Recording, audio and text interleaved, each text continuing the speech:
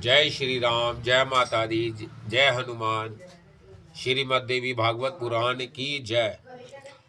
भगवती स्वाहा तथा भगवती सवधा का उपाख्यान, उनके ध्यान, पूजा विधान तथा स्तोत्रों का वर्णन। नारद जी ने कहा, प्रभु नारायण, आप रूप, गुण, यश, तेज एवं कांति से संपन्न होने के कारण मेरे लिए साक्षात भगवान नारायण ही हैं। मुने, आप ही ज्ञानियों, सिद्धों, योगियों, तपस्वियों और वेदवेताओं में श्रेष्ठ हैं। आपकी कृपा से मुझे महालक्ष्मी का महान अद्भुत उपाख्यान ज्ञात हो गया। अब आप उचित समझें तो भगवती स्वाहा, भगवती सवधा और भगवती दक्षिणा के चरित्र तथा उनकी महत्व सुनाइए। सूत जी कहते हैं, मुनियों, नारद जी की बात सुनकर मुनिवर नारायण हंस पड़े और उन्होंने पुराणोक्त प्राचीन उपाख्यान कहना आरंभ किया। भगवान नारायण कहते हैं, मुने, सृष्टि के समय का यह प्रसंग है। देवताओं को भोजन नहीं मिल रहा था, अतः वह पहले ब्रह्मा लोक में ब्रह्मा जी की मनोहारिणी सभा में गए। मुने, वहां जाकर उन्होंने अपने आहार के लिए ब्रह्मा जी से प्रार्थना की। उनकी बात सुनकर ब्रह्मा जी ने कहा, ब्रह्मा लोग जो हवन करते हैं उसी से तुम्हारे भोजन की व्यवस्था कर दी जाएगी। तदंतर इसके लिए ब्रह्मा जी भगवान विष्णु की स्तुति करने लगे। नारद जी ने पूछा, मुने, भगवान श्री हरि अपनी कला से यज्ञ के रूप में प्रकट हो चुके हैं। ब्राह्मण उस यज्ञ में देवताओं के उद्देश्य से जो हवि प्रदान करते थे वह क्या हो जाता था। भगवान नारायण कहते हैं, मुनिवर, ब्राह्मण और क्षत्रिय आदि वर्ण भक्ति पूर्वक जो हवन करते थे वह देवताओं को उपलब्ध नहीं होता था। इसी से वह सब उदास होकर ब्रह्मा सभा में गए थे और वहां जाकर उन्होंने आहार न मिलने का कारण बतलाया। ब्रह्मा जी ने देवताओं को प्रार्थना सुनकर ध्यानपूर्वक भगवान श्री कृष्ण की शरण ली। तब भगवान ने उन्हें आदेश दिया और उनके अनुसार ध्यान करके ब्रह्मा जी भगवती मूल प्राकृति की उपासना करने लगे। तब सर्वशक्ति स्वरूपिणी भगवती स्वाहा, भगवती भुवनेश्वर की कला से प्रकट हुई। उन परम सुंदरी देवी के विग्रह की सुंदर श्याम कांति थी। वह मनोहारिणी देवी मुस्कुरा रही थी। भक्तों पर अनुग्रह करने के लिए व्याग्न चित्त वाली उन भगवती स्वाहा ने ब्रह्मा जी के सम्मुख उपस्थित होकर उनसे कहा, पद योने तुम वर मांगो। तदंतर ब्रह्मा जी ने भगवती का वचन सुनकर आश्चर्य पूर्वक कहा। ब्रह्मा जी बोले, तुम परम सुंदरी देवी, अग्नि की दाहिका शक्ति होने की कृपा करो। तुम्हारे बिना अग्नि आहुतियों को भस्म करने में असमर्थ है। जो मानव मंत्र के अंत में तुम्हारे नाम का उच्चारण करके देवताओं के लिए हवन पदार्थ अर्पण करेंगे वह देवताओं को सहज ही उपलब्ध हो जाएगा। अंबिके, तुम सर्व संपत्त स्वरूपा श्री रूपणी देवी अग्नि की ग्रह स्वामिनी बनो। देवता और मनुष्य सदा तुम्हारी पूजा करें। ब्रह्मा जी की बात सुनकर भगवती स्वाहा उदास हो गई। तदंतर उन्होंने स्वयं अपना अभिप्राय ब्रह्मा जी के प्रति व्यक्त किया। भगवती स्वाहा ने कहा, ब्राह्मण, मैं दीर्घ काल तक तपस्या करके भगवान श्री कृष्ण की उपासना करूंगी। उन पर ब्रह्मा भगवान श्री कृष्ण के अतिरिक्त जो कुछ भी है सब प्रवृत्त केवल भ्रम है। तुम जगत की रक्षा करते हो। शंकर ने मृत्यु पर विजय प्राप्त की है। शेषनाग अखिल विश्व को धारण करते हैं। धर्म को धार्मिक पुरुषों को जानने की योग्यता प्राप्त है। गणेश संपूर्ण देव समाज में सर्वप्रथम पूजा प्राप्त करते हैं। प्राकृति देवी सर्व पूज्य हुई है। यह सब उन भगवान श्री कृष्ण की उपासना का ही फल है। उपयुक्त सभी देवता सम्यक प्रकार से श्री कृष्ण की आराधना कर चुके हैं। भगवान श्री कृष्ण के सेवक होने से ही ऋषियों और मुनियों का सर्वत्र सम्मान है। अतः मैं भी उन्हीं परम प्रभु श्री कृष्ण के चरण कमलों का चिंतन करना चाहती हूँ। ब्रह्मा जी के योग कहकर वह कमल मुखी देवी स्वाहा निरामय भगवान श्री कृष्ण के उद्देश्य से तपस्या करने के लिए चल दी। फिर एक पैर से खड़ी होकर उन्होंने श्री कृष्ण का ध्यान करते हुए बहुत वर्षों तक तप किया। तब प्राकृतिक से परे निर्गुण पर ब्रह्मा श्री कृष्ण के दर्शन उन्हें प्राप्त हुए। भगवान के परम कामनीय सौंदर्य को देखकर स्वरूपणी देवी स्वाहा मूर्छित सी हो गई। कारण उन कामुकी देवी ने कामेश प्रभु को सुदीर्घ समय के बाद देखा था। चिरकाल तक तपस्या करने के कारण क्षीण शरीर वाली देवी स्वाहा के अभिप्राय को सर्वज्ञ भगवान श्री कृष्ण समझ गए। उन्होंने उन्हें उठाकर अपने अंग में बैठा लिया और कहा, भगवान श्री कृष्ण बोले, कांते, तुम वाराह कल्प में मेरी प्रिया बनोगी। तुम्हारा नाम नाग्रजिति होगा। राजा नाग्रजिति तुम्हारे पिता होंगे। इस समय तुम दाहिना शक्ति से संपत्र होकर अग्नि की पत्नी, प्रिया पत्नी बनो। मेरे प्रसाद से तुम मंत्रों का अंग बनकर पूजा प्राप्त करोगी। अग्निदेव तुम्हें अपनी ग्रह स्वामिनी बनाकर भक्ति भाव के साथ पूजा करेंगे। तुम परम रमणीया देवी को उनके साथ हास विलास करने का सुअवसर प्राप्त होगा। नारद इस प्रकार देवी स्वाहा से संभाषण करके भगवान श्री कृष्ण अंतर्धान हो गए। फिर उनकी आज्ञा के अनुसार डरते हुए अग्निदेव वहां आए और सामवेद में कही हुई विधि से जग जननी भगवती का ध्यान करने लगे। तदंतर उन्होंने देवी की भली भांति पूजा और स्तुति की। तत्पश्चात भगवती स्वाहा और अग्निदेव का मंत्र पूर्वक विवाह संस्कार संपन्न हुआ। देवताओं के वर्ष से 2 वर्ष तक वह उनके साथ आनंद करते रहे। परम सुखप्रद निर्जल देश में रहते समय देवी स्वाहा अग्निदेव के तेज से गर्भवती हो गई। 12 दिव्य वर्षों तक वह उस गर्भ को धारण किए रही।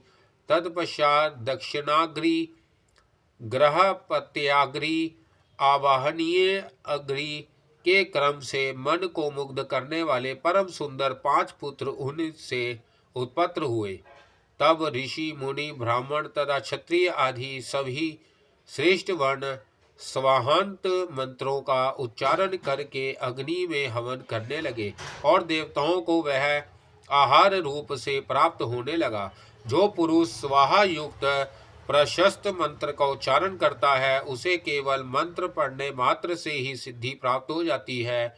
जिस प्रकार विषहीन सर्प, वेदहीन ब्राह्मण, पति सेवा विहीन स्त्री, विदाहीन पुरुष सदा फल एवं शाखाहीन वृक्ष निंदा के पात्र है, वह ही स्वाहाहीन मंत्र भी निंद है। ऐसे मंत्र से किया हुआ हवन कोई फल नहीं देता। फिर तो सभी ब्राह्मण संतुष्ट हो गए।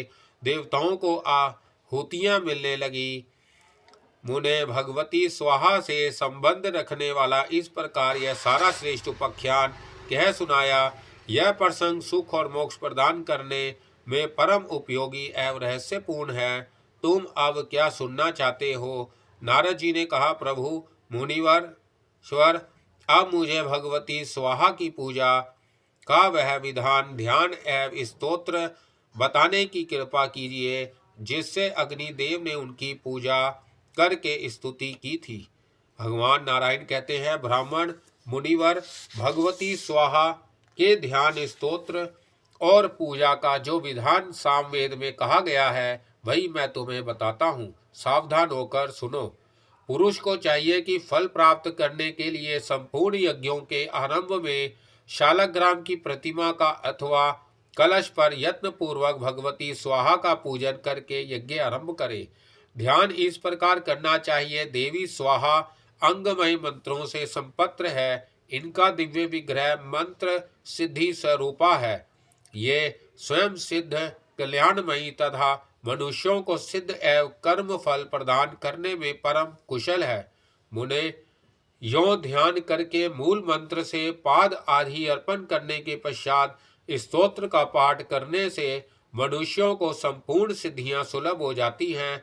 मूल मंत्र है ओम ह्रीम श्रीम व्रही ज्याय देवाय स्वाहा। इस मंत्र से भक्ति पूर्वक जो भगवती स्वाहा की पूजा करता है उसके सारे मनोरथों को पूर्ण हो जाने में कोई संदेह नहीं है। अग्निदेव कहते हैं, स्वाहा व्रही प्रिया वही जाया, संतोष कारिणी, शक्ति क्रिया, कालदात्री, परिपाक करी, ध्रुवा गति, नरदाही का दहन क्षमा, संसार सार रूपा, घोर संसार तारणी, देव जीवन रूपा और देव पोषण कारणि, यह 16 नाम भगवती स्वाहा के हैं। इसे पढ़ने वाला पुण्यात्मा पुरुष इस लोक और परलोक में भी संपूर्ण सिद्धियों को प्राप्त कर लेता है। उसका कोई भी शुभ कार्य अधूरा नहीं रह सकता। इस षोडश नाम के प्रभाव से अपुत्री, पुत्रवान तथा भार्याहीन व्यक्ति प्रिय भार्या संपत्र हो जाती है। भगवान नारायण कहते हैं, मुने अब भगवती स्वाहा स्वधा का उत्तम उपाख्यान कहता हूँ, सुनो। पितरों के लिए यह तृप्तिप्रद एवं श्रद्धात्र के फल को बढ़ाने वाला है। जगत स्पष्टा ब्रह्मा ने सृष्टि के आरंभ में 7 पितरों का सृजन किया। 4 तो मूर्तिमान थे और 3 तेज स्वरूप। उन 7 सुख रूपी मनोहार पितरों को देखकर उनके भोजन के लिए श्रद्धा तर्पण पूर्वक दिया हुआ पदार्थ निश्चय किया। स्नान, तर्पण, श्रद्धा, देव पूजन तथा प्रतिदिन त्रिकाल संध्या यह ब्राह्मणों का परम कर्तव्य है। यह बात श्रुति में प्रसिद्ध है। जो ब्राह्मण नित्य त्रिकाल संध्या, श्राद्ध, तर्पण, बलि और वेद ध्वनि नहीं करता, उसे अजगर सर्प के समान समझना चाहिए। नारद, देवी की सेवा से वंचित तथा भगवान को बिना भोग लगाए खाने वाला व्यक्ति जीवन पर्यंत अपवित्र रहता है। उसे कोई भी शुभ कार्य करने का अधिकार नहीं है। जो ब्रह्मा जी तो पितरों के आहारार्थ श्राद्ध आदि का विधान करके चले गए, परंतु ब्राह्मण प्रभूति व्यक्तियों के दिए हुए काव्य पदार्थ पितर पा नहीं सकते थे। अतः वह सभी शुद्धा शांत न होने के कारण उदास होकर ब्रह्मा जी की सभा में गए। उन्होंने वहां जाकर ब्रह्मा जी को सारी बातें बताई। तब उन महाभाग विधाता ने एक परम सुंदर मानसी कन्या प्रकट की। सैकड़ों चंद्रमा की प्रभा के समान मुख वाली वह देवी रूप और यौवन से संपन्न थी। उस साध्वी देवी में विधा, गण, बुद्धि और रूप सम्यक प्रकार से विद्यमान थे। श्वेत चंपा के समान उसका उज्जवल वर्ण था। वह रत्नमय भूषणों से विभूषित थी। मूल प्राकृतिक भगवती जगदम्बा की अंशभूता वह देवी मुस्कुरा रही थी। सदा विशुद्ध वर देने वाली एवं कल्याण स्वरूपनी उस सुंदरी का नाम सवधा रखा गया। भगवती लक्ष्मी के सभी शुभ लक्षण उसमें विराजमान थे। वह अपने चरण कमलों को शतदल कमल पर रखे हुए थी। उसके मुख और नेत्र विकसित कमल के सदृश सुंदर थे। उसे पितरों की पत्नी बनाया गया। ब्रह्मा जी ने पितरों को संतुष्ट करने के लिए इस तुष्टि स्वरूपनी को पत्नी रूप से उन्हें सौंप दिया। साथ ही अंत में सौधा लगाकर मंत्रों का उच्चारण करके पितरों के उद्देश्य से पदार्थ अर्पण करना चाहिए। यह गोपनीय बात भी ब्राह्मणों को बतला दी। तब से ब्राह्मण उसी क्रम से पितरों को काव्य प्रदान करने लगे। यो देवताओं के लिए वसुदान में स्वाहा और पितरों के लिए सवधा शब्द का उच्चारण श्रेष्ठ माना जाने लगा। उस समय देवता, पितर, ब्राह्मण, मुनि और मानव इन सब ने बड़े आदर के साथ उन शांत स्वरूपनी भगवती सवधा की पूजा एवं स्तुति की। देवी के वर प्रसाद से वह सब के सब परम संतुष्ट हो गए। उनकी सारी मन कामनाएं पूर्ण हो गई। मुने, इस प्रकार भगवती सवधा के संपूर्ण उपाख्यान का वर्णन मैंने तुम्हारे सामने कर दिया। यह सबके लिए तुष्टि कारक है। उन्हें क्या सुनना चाहते हो? नारद जी ने कहा, वेद वेताओं में श्रेष्ठ महामुने, अब मैं भगवती सवधा की पूजा का विधान, ध्यान और स्तोत्र सुनना चाहता हूँ। यत्न पूर्वक बताने की कृपा कीजिए। भगवान नारायण कहते हैं, ब्राह्मण देवी में सवधा का ध्यान सत्वन मंगलमय है। अश्वनी मास के कृष्ण पक्ष में त्रयोदशी तिथि को मघा नक्षत्र में तथा श्राद्ध के दिन यत्न पूर्वक भगवती सवधा की पूजा करके तत्पश्चात श्राद्ध करना चाहिए। जो बुद्धि का अभिमानी ब्राह्मण सवधा देवी की उपासना न करके श्राद्ध करता है, उसके श्राद्ध और तर्पण सफल नहीं होते। यह भगवती सवधा ब्रह्मा जी की मानसी कन्या है। यह सदा तरुणावस्था से संपन्न रहती है। पितर सदा इनकी पूजा करते हैं। इन्हीं की कृपा से श्राद्धों का फल मिलता है। ऐसी इन देवी की मैं उपासना करता हूँ। इस प्रकार ध्यान करके शिला अथवा मंगलमय कलश पर इनका आवाहन करना चाहिए। तदंतर मूल मंत्र से पाद आदि उपचारों द्वारा इनका तर्पण के फल पुरुष को प्राप्त हो जाते हैं। श्रद्धा के अवसर पर जो पुरुष सावधान होकर सवधा देवी के स्तोत्र का श्रवण करता है वह श्रद्धा का फल पा लेता है, इसमें संशय नहीं है। जो मानव सवधा सवधा सवधा इस पवित्र नाम का त्रिकाल संध्या के समय पाठ करता है उसे पुत्रों तथा सद्गुणों से संपत्र विनित पतिव्रता प्रिया पत्नी प्राप्त होती है। देवी तुम पितरों के लिए प्राण तुल्या और ब्राह्मणों के लिए जीवन स्वरूपणी हो। तुम्हें श्रद्धा की अधिष्ठात्री देवी कहा गया है। तुम्हारी ही कृपा से श्रद्धा और तर्पण आदि के फल मिलते हैं। सुव्रते, तुम्हारा विग्रह नित्य सत्य और पुण्यमय है। तुम सृष्टि के समय में प्रकट होती हो और प्रलय काल में तुम्हारा तिरोभाव भी हो जाता है। तुम प्रणव स्वरूपा स्वस्ति स्वाहा सवधा एवं दक्षिणामयी देवी को नमस्कार है। चारों वेदों द्वारा कर्म फल को संपन्न करने के लिए तुम निरूपित हुई हो। कर्मों की पूर्ति के लिए ही ईश्वर ने तुम्हारे ये 4 रूप बनाए हैं।